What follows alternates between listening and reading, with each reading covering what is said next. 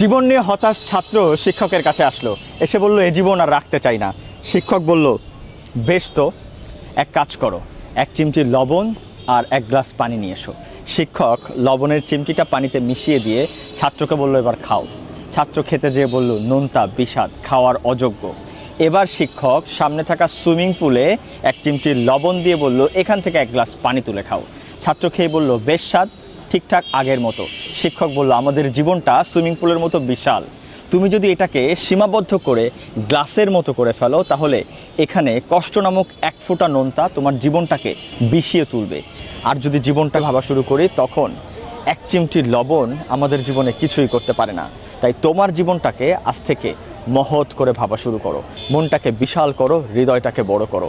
তখন দেখবে এ ধরনের ছোটোখাটো কষ্টের জন্য তুমি তোমার জীবনটাকে শেষ করার কথা ভাবতেই পারো না। আপনি যদি এভাবে জীবনটাকে বড় ভাবা শুরু করি তাহলে আমাদের আশপাশে থাকা পয়জনাস নুনের ছিটে ফোঁটাগুলা হারিয়ে যাবে, নতুবা আপনি হয়তোবা নোনতা হয়ে জীবনটাকেই শেষ করে ফেলবো।